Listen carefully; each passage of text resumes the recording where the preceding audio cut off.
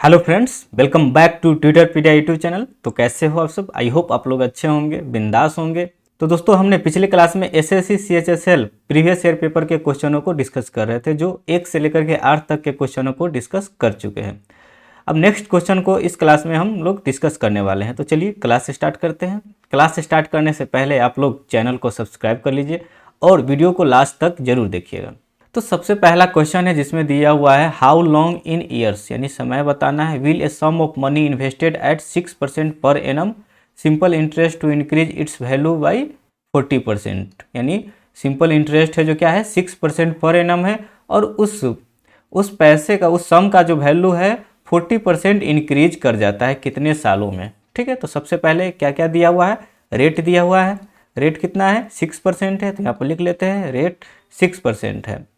अब टाइम हमसे पूछ रहा है कि टाइम क्या होगा, तो यहाँ पर सबसे पहले हमें प्रिंसिपल पता करना होगा कि प्रिंसिपल क्या होगा। तो हम मान लेते हैं कि प्रिंसिपल बराबर क्या है 100 रुपीज़ है। जब प्रिंसिपल 100 है तो अमाउंट कितना हो जाएगा, क्योंकि क्या होता है 40% इंक्रीज करता है जो उसका वैल्यू हो जाता है। तो 40% जब 100 में 40% इंक्रीज करेगा तो कितना हो जाएगा 140 रुपया है जो अमाउंट हो गया। ठीक है, जब प्रिंसिपल 100 रुपया था तो अमाउंट क्या हो जाएगा 140 रुपया हो जाएगा। तो यहाँ पर बताइए सिंपल इंटरेस्ट कितना हो जाएगा। सिंपल इंटरेस्ट अमाउंट में से प्रिंसिपल को घटाएंगे तो 40 रुपये सिंपल इंटरेस्ट हो गया। अब सिंपल इंटरेस्ट का फॉर्मूला क्या होता है PRT/100, यानी प्रिंसिपल कितना है 100 है, R कितना है 6 है, और टाइम हमें पता करना है कि टाइम क्या हो जाएगा बाई 100 बराबर 40। 100 से 100 कैंसिल आउट हो जाएगा, तो टाइम क्या हो जाएगा, टाइम बराबर 40/6। इसको कैंसिल आउट करेंगे तो कितना हो जाएगा 20/3 ईयर्स। ठीक है, जो ऑप्शन नंबर कौन सा है, इसको अगर होल में कन्वर्ट करना चाहे तो क्या हो जाएगा 6 होल 2/3 ईयर्स। तो 6 होल 2/3 कौन सा ऑप्शन है, पहला ऑप्शन है जो हमारा करेक्ट आंसर है। ठीक है, तो चलिए नेक्स्ट क्वेश्चन पर आते हैं। A tangent A B at a point A of a circle radius 6 centimetre. तो सबसे पहला एक सर्कल बना लेते हैं, कुछ इस तरीक़ा से सर्कल है, और तो एक टेंजेंट बना लेते हैं। टेंजेंट क्या है, यहाँ पर ए बी टेंजेंट है, जो ए है जो इस पॉइंट पर है, कहाँ पर है सर्कल पर है, ए यहाँ पर हो जाएगा। फिर आगे इसमें पढ़ते हैं line through a centre O at point B. ठीक है, यानी सेंटर है जो O है यहाँ पर, और यह B पॉइंट पर मीट करता है, यहाँ पर B हो जाएगा, तो ये O लिख देते हैं और इस दोनों को मीट करवा देते हैं। ठीक है, कुछ इस तरीक़ा से फिगर बन जाएगा, जिसमें दिया हुआ है OB बराबर 10 सेंटीमीटर। OB कितना दिया हुआ है तो 10 सेंटीमीटर, इसका जो वैल्यू है 10 सेंटीमीटर है, रेडियस है जो 6 सेंटीमीटर है। ठीक है, अब हमसे पूछ रहा है कि इसका AB का लेंथ क्या हो जाएगा, इस टेंजेंट का जो लेंथ है कितना हो जाएगा। ठीक है, तो इसके लिए आप लोगों ने एक कंसेप्ट पढ़ा था, क्या होता है कि जब किसी भी सर्कल पर एक टेंजेंट इस तरीक़ा से ड्रॉ हो जाता है और एक लाइन है जो इस टेंजेंट को टच करता है, ठीक है, तो जो दोनों का एंगल बनता है कितना बनता है 90 डिग्री। तो यहाँ पर देखिए क्या है, ए बी एक टेंजेंट है और यह जो ओ ए है जो क्या होता है ए पॉइंट पर मीट करता है, तो इस दोनों का जो एंगल बनेगा कितना बनेगा 90 डिग्री बन जाएगा। जब 90 डिग्री बन जाएगा तो क्या आप ए बी का वैल्यू पता कर सकते हो पाइथागोरस थ्योरम से। तो ए बी बराबर क्या हो जाएगा, ए बी बराबर यह है जो हाइपोटेनस हो जाएगा ओ बी बराबर, तो √10 का स्क्वायर माइनस 6 का स्क्वायर। तो 10 का स्क्वायर कितना होता है 100 होता है, 100 में से 36 को माइनस करेंगे तो कितना हो जाएगा √64, और √64 है जो क्या हो जाएगा 8 बाहर निकल जाएगा। तो जो ए बी का लेंथ हुआ कितना हुआ 8 सेंटीमीटर, जो ऑप्शन नंबर कौन सा है, ऑप्शन नंबर डी है। तो इस क्वेश्चन में हमें इस कंसेप्ट को ध्यान रखना है, क्या है, जब किसी भी सर्कल पर एक टेंजेंट ड्रा होता है और एक लाइन है जो सेंटर से हो करके जाता है और दोनों के बीच में जो एंगल बनता है वो 90 डिग्री का बनेगा। ठीक है, चलिए नेक्स्ट क्वेश्चन पे। नेक्स्ट क्वेश्चन जो प्रोपोर्शन से है, जिसमें 2 नंबर दिया हुआ है 25 एंड 45। तो तीसरा प्रोपोर्शन हमसे पूछ रहा है, तो इसको सबसे पहले प्रोपोर्शन के फॉर्म में लिख लेते हैं। कैसे लिखेंगे, तो पहला नंबर, यानी पहला नंबर क्या है 25 रेशियो, दूसरा नंबर फिर क्या होता है प्रोपोर्शन, फिर यहीं पर दूसरा नंबर लिखाता है 45, और यहाँ पर तीसरा नंबर है जो यहाँ पर लिखा जाएगा, यानी x मान लेते हैं। ठीक है, तो इसको सोल्व करना है बस। क्या होता है 25/45 बराबर 45/x। अब x का वैल्यू निकालेंगे तो वही हमारा क्या हो जाएगा, थर्ड प्रोपोर्शन हो जाएगा। ठीक है, या इस तरीक़ा से इसको याद रख लीजिए, A/B प्रोपोर्शन B/C, इस तरीक़ा से हमारा प्रोपोर्शन का रूल होता है। तो इसको इस फॉर्म में कन्वर्ट कर दिए। अब यहाँ से x का वैल्यू फाइंड आउट कीजिए, क्या हो जाएगा 50/25, 5×45, 5×45, तो x बराबर क्या हो जाएगा, x बराबर 81। तो थर्ड प्रोपोर्शन क्या होगा, 81 है, जो ऑप्शन नंबर सी हो जाएगा। ठीक है, चलिए नेक्स्ट क्वेश्चन पे। नेक्स्ट क्वेश्चन है A can finish the work in 15 days, यानी ए किसी काम को 15 दिन में करता है, तो यहाँ पर लिख लेते हैं ए किसी काम को 15 दिन में कंप्लीट करता है। बी सेम काम को 25 दिनों में कंप्लीट करता है, तो बी है जो 25 दिनों में उस काम को कंप्लीट करता है। They work together for 5 days, दोनों क्या किया, 5 दिनों तक एक साथ काम किया। तो सबसे पहले टोटल काम निकालना होगा। टोटल काम कैसे निकालते हैं, दोनों का एलसीएम लेकर के टोटल काम निकालते हैं। तो दोनों का एलसीएम क्या हो जाएगा, 75 हो जाएगा।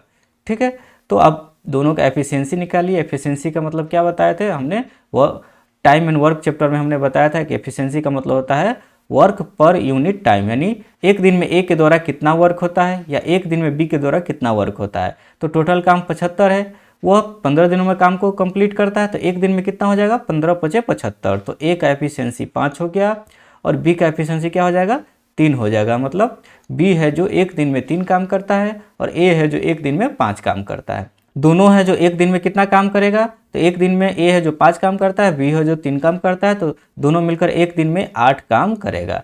अब दोनों है जो क्या करता है, दोनों 5 दिनों तक एक साथ काम करता है, तो 5 दिनों तक दोनों मिल करके कितना काम करेगा, 40 काम करेगा, 8×5 = 40। ठीक है, अब आगे कह रहा है the rest of work is finished by A and C. अब रेस्ट वर्क कितना हो जाएगा, यानी रिमेनिंग वर्क कितना बचेगा, तो टोटल काम 75 था और 40 काम ए और बी के द्वारा हो चुका है, तो रिमेनिंग वर्क कितना हो जाएगा, 35 हो जाएगा।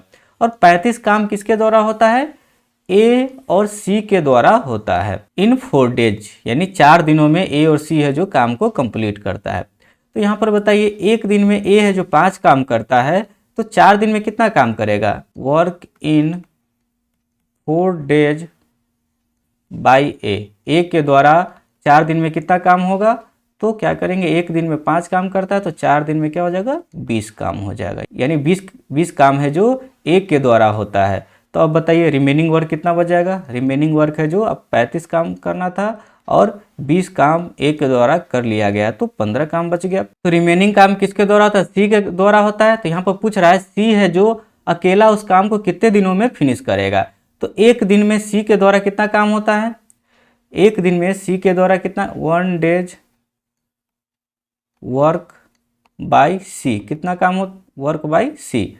तो यहाँ पर 15 काम करता है, कितने दिनों में, 4 दिन में करता है, तो एक दिन में क्या हो जाएगा, 15/4 हो जाएगा। ठीक है, तो 75 काम उसको करना है, तो 75 काम को करने के लिए क्या करेंगे, 75 यानी 15/4 से डिवाइड कर देंगे, यानी 15/4 से डिवाइड करेंगे तो 4 ऊपर चला जाएगा। अब इसको सोल्व कर लीजिए, 15 × 15, 15×5 = 75, यानी सी है जो उस काम को 20 दिन में कंप्लीट करेगा।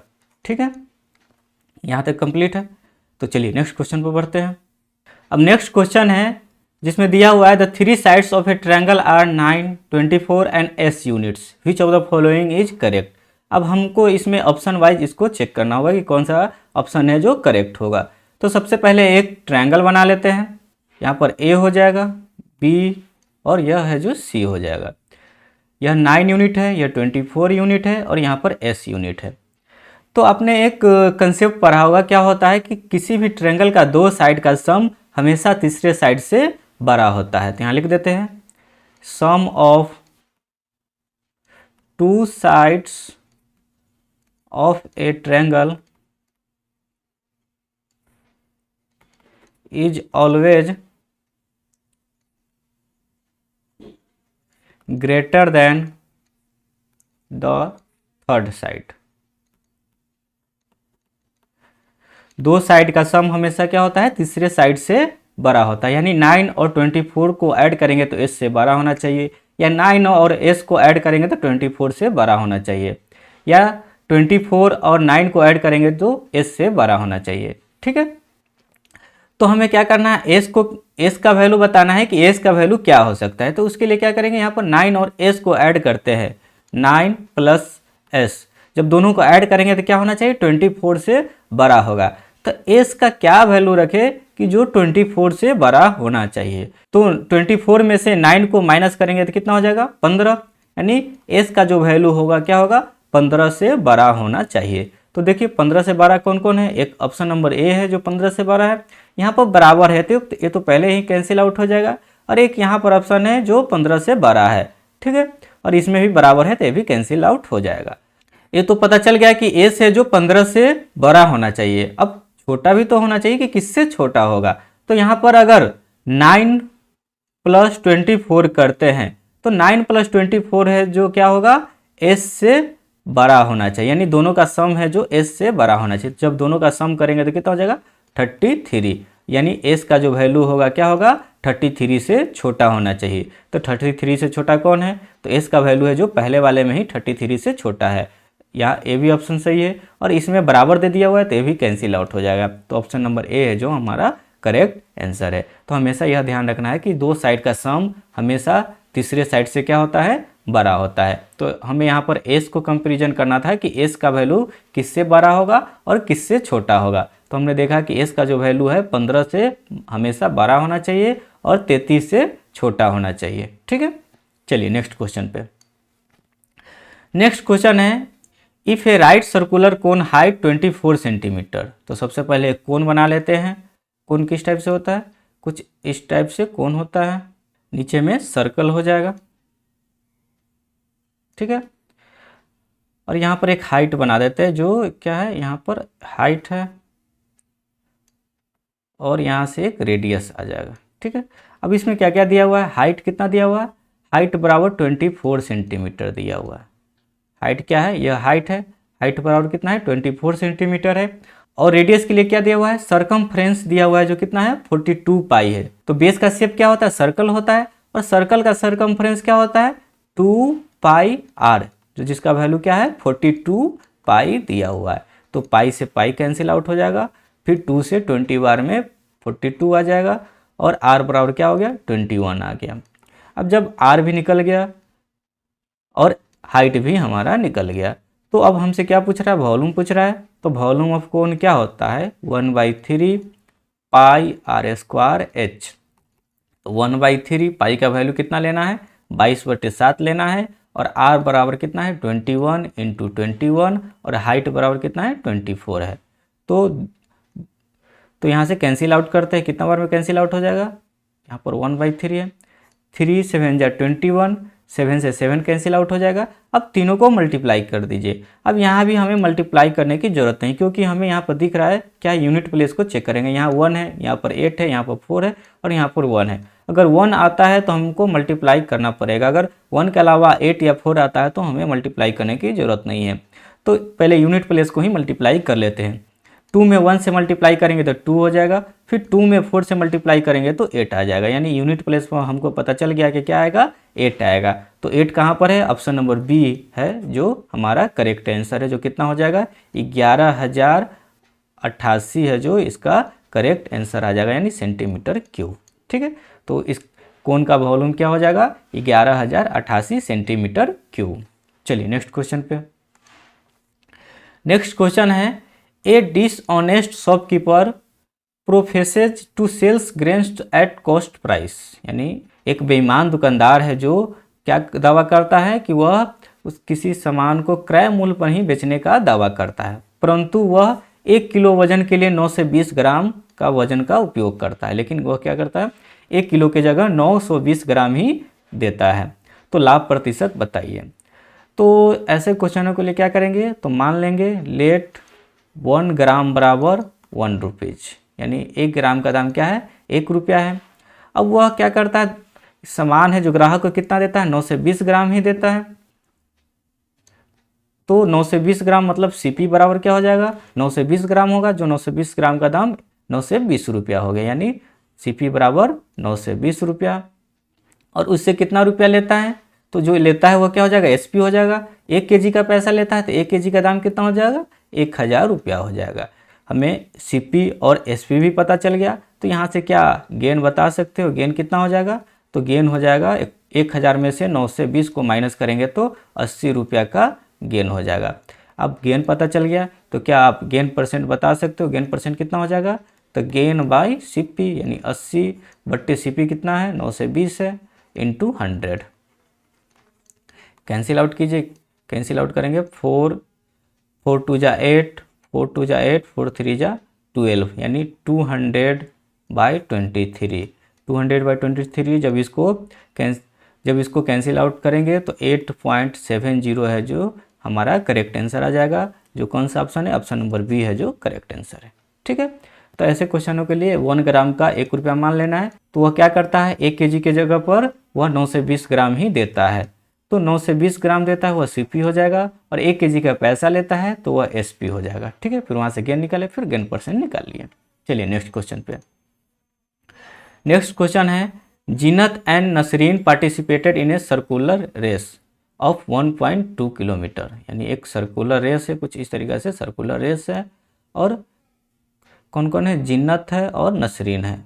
दे start the race at speed 18 kilometre per hour and 27 kilometre per hour respectively, यानी जिन्नत का जो स्पीड है 18 किलोमीटर पर आवर है और नसरीन का स्पीड 27 किलोमीटर पर आवर है। From the same point at the same time, यानी दोनों क्या होता है, सेम पॉइंट और सेम टाइम से स्टार्ट करता है। After how much time will they meet starting point for first time if they running in the same direction, यदि वह एक ही दिशा में दौड़ रहे हैं तो कितने समय के बाद वे पहली बार प्रारंभिक बिंदु पर मिलेंगे, यानी इसी जगह पर कितने समय के बाद मिलेगा। तो ऐसे क्वेश्चनों के लिए तो हमें यहाँ पर रिलेटिव स्पीड पता करना होगा। रिलेटिव स्पीड कैसे निकलता है, अगर सेम डायरेक्शन में कोई व्यक्ति जा रहा है तो उस अवस्था में क्या हो जाएगा, माइनस हो जाएगा। ठीक है, अगर अपोजिट डायरेक्शन में जा रहा है तो क्या हो जाएगा, प्लस हो जाएगा। तो यहाँ पर सेम डायरेक्शन दोनों जा रहा है, जब सेम डायरेक्शन जा रहा है तो क्या हो जाएगा, रिलेटिव स्पीड कितना हो जाएगा, रिलेटिव स्पीड जो हो जाएगा 27 में से 18 को घटाएंगे तो 9 किलोमीटर पर आवर, यानी दोनों का relative speed 9 kilometre per our हो गया। ठीक है, अब रिलेटिव डिस्टेंस कितना है, डिस्टेंस है जो कितना कवर करना है 1.2 किलोमीटर, तो 1.2 किलोमीटर। ठीक है, अब हमसे टाइम पूछ रहा है कि वो कब मिलेगा, तो कितने समय के बाद मिलेगा, तो टाइम के लिए क्या होता है, स्पीड बराबर क्या होता है, डिस्टेंस अपॉन टाइम, तो टाइम बराबर क्या हो जाएगा, डिस्टेंस अपॉन स्पीड। तो डिस्टेंस कितना है 1.2 है और स्पीड कितना है 9 है। 1.2 में 9 से डिवाइड करेंगे तो यह आवर में आ जाएगा। हमसे क्या पूछ रहा है, मिनट में पूछ रहा है, तो मिनट के लिए 60 से मल्टीप्लाई कर दीजिए। जब 60 से मल्टीप्लाई करेंगे तो पॉइंट हटेगा तो नीचे 10 आ जाएगा, 0 से 0 कैंसिल आउट हो जाएगा। 3 3 जा 9, 3 4 जा 12, 3 2 जा 6, यानी 8 मिनट है जो करेक्ट आंसर, यानी 8 मिनट के बाद वह सेम पॉइंट पर मिलेगा। जो ऑप्शन नंबर कौन सा है, ऑप्शन नंबर डी है जो करेक्ट आंसर है। ठीक है, तो यहाँ पर हमेशा रिलेटिव स्पीड को ध्यान रखना है, अगर सेम डायरेक्शन में है तो माइनस जाएगा, अगर अपोजिट डायरेक्शन में है तो प्लस जाएगा। ठीक है, चलिए नेक्स्ट पे। तो ये रहा आज की क्लास। कैसी लगी आप लोगों की आज की क्लास, अगर अच्छी लगी हो तो लाइक्स कीजिए, शेयर कीजिए और चैनल को सब्सक्राइब करके ही जाइएगा। मिलते हैं नेक्स्ट वीडियो में, आज के लिए इतना ही, थैंक यू।